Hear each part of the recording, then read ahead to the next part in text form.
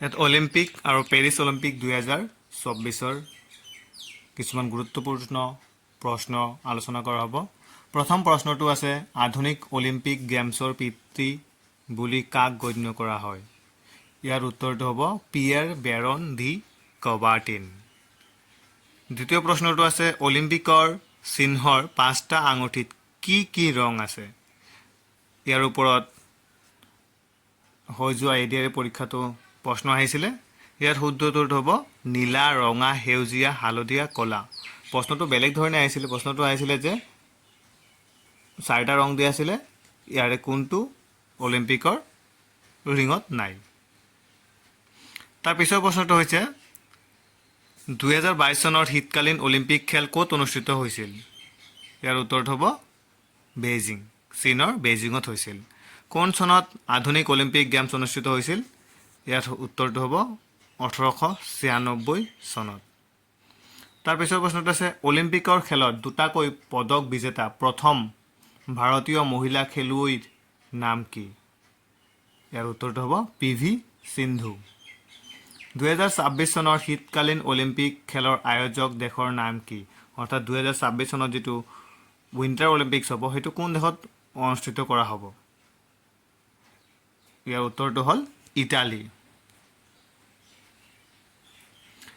তাৰপিছৰ প্ৰশ্নটো IOC international Olympics কাউন্সিলৰ দ্বাৰা অলিম্পিক অৰ্ডাৰ বঁটা লাভ কৰা প্ৰথমগৰাকী ভাৰতীয় কোন?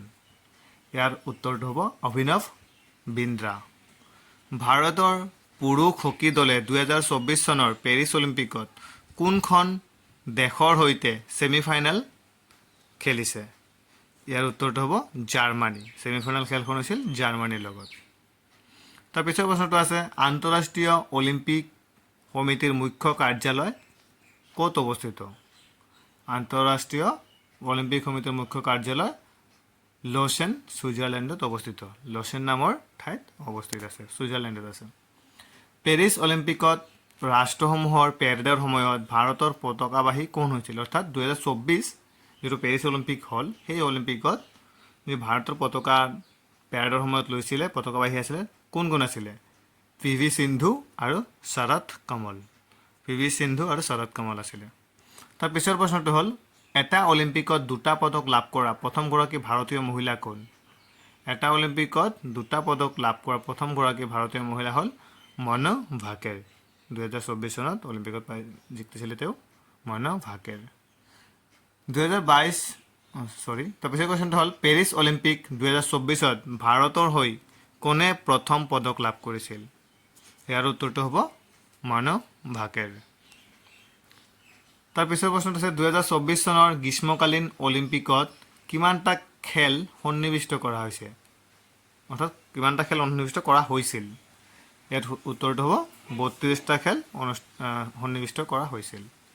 অলিম্পিকৰ পুৰুষৰ একক বেডমিণ্টন ছেমিফাইনেলৰ বাবে যোগ্যতা অৰ্জন কৰা প্ৰথম ভাৰতীয়গৰাকী কোন? প্ৰথমগৰাকী ভাৰতীয় কোন? অলিম্পিকত বেডমিণ্টনৰ ছেমিফাইনেলত গৈছিল প্ৰথম ভাৰতীয় হৈছে পুৰুষৰ লক্ষ্য সেন। তাৰ পিছৰ প্ৰশ্নটো হৈছে কোন ঠাইত প্ৰথমবাৰৰ বাবে পেৰা অলিম্পিক খেল অনুষ্ঠিত হৈছিল? ইয়াৰ শুদ্ধ উত্তৰটো হ'ব ৰোম।